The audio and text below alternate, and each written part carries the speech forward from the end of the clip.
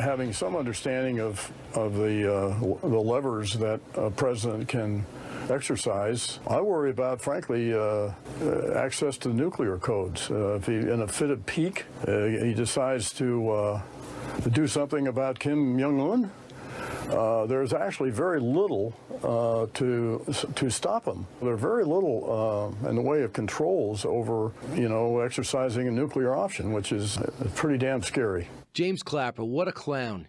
This is a president that was elected, ran for a year and a half, wins an election, he's got this job for 8 months, and now he sits on the sideline without a job on a national, international network and worries about an American president with the nuclear codes as if he thinks it's a board game.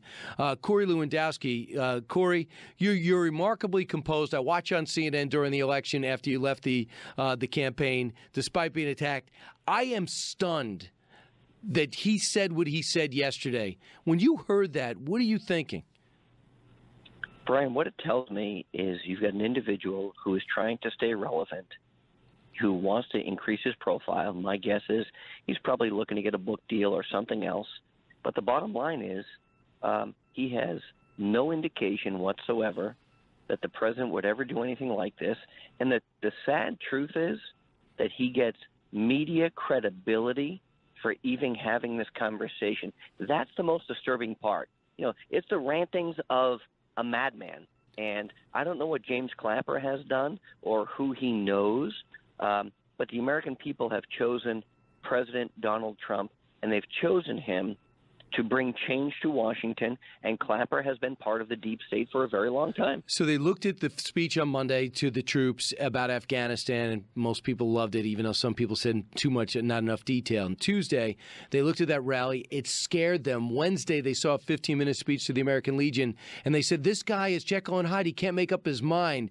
You've been on the road with him for weeks and for months. Corey, is it that unusual to see 3 speeches with 3 different tones? Well, Brian, it's 3 separate audiences that he's addressing. One when he's talking about what our military options are in Afghanistan. That's one specific speech.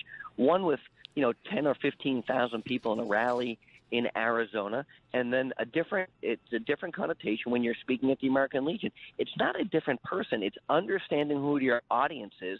And if Hillary Clinton ever understood who her audience was, maybe she could have been successful. But that's the fault of her, and that's why Donald Trump has always been successful, is he knows who his audience is, and he speaks to them in a way which they respect and understand. Would you have consulted him differently on the rally speech when he had some very familiar tones, the media is terrible, and certain Arizona senators are unreliable?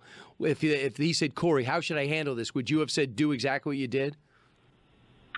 What I know about this individual and what I know about the president is that hindsight has proven that he has been right many, many, many times when the political pundits and the elites all said that he was going to be wrong. And I think of many times during the campaign where they said, you can't do this, you can't say this, you can't act this way. It's quote unquote not presidential.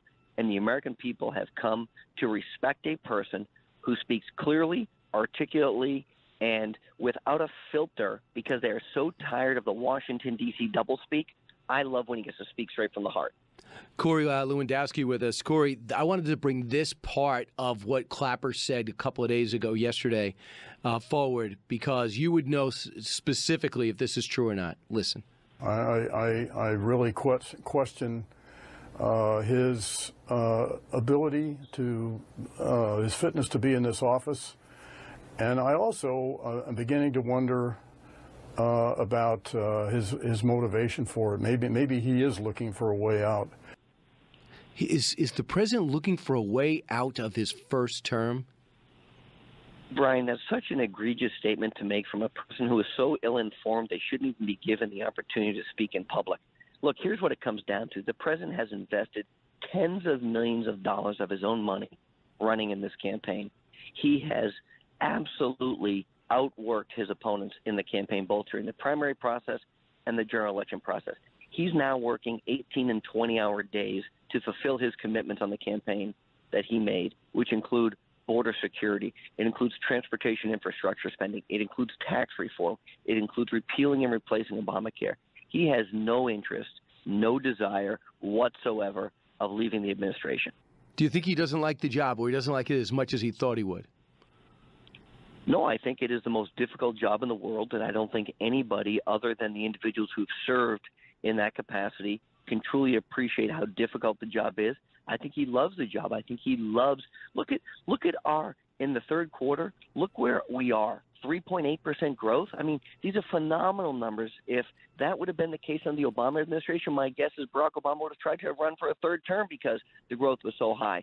We've seen the president said for every one new regulation, we're going to delete 2. It's actually been for every one new regulation, they've gotten rid of 16 new regulations. They're unshackling the federal bureaucracy from the small businesses so that they can actually grow. Right. It is the right thing, and this is what the president wants to be doing. Well, by the way, it's 2.8. It is getting fast. It was below 2 when he took over, but it's 2.8. Donald Trump, I just tweeted this out a second ago. James Clapper, who famously got caught lying to Congress, is now an authority on Donald Trump. Will he show you his beautiful letter? Will he show you his beautiful letter to me? Question mark. Wow, so I guess he gave him a nice letter as he left. I want you to hear what Mark Halpern said about all the changes in the White House. New chief of staff, goodbye Steve Bannon, goodbye Reince Priebus, goodbye Scaramucci. Cut 23. The people in the White House think they've convinced the president that he needs to change course. He switched chiefs of staff. He switched press secretary. They're looking for a full-time communications director. But if you look at the events this week, even the speech yesterday with the different tone, there's not a fundamental sense that the president has accepted the notion that things are bad, that things need to change. And if you asked lobbyists, members of Congress, academics, many people who work in the White House, other cabinet members, they'd say things need to change. We can't go into September with the same battle plan that we had for the last 7 months, and yet people doubt whether the president has accepted that when you have things like citing polls and having the rally he had in Phoenix, which suggests he just wants to do more of the same. What do you read from his analysis? Where is he right? Where is he wrong?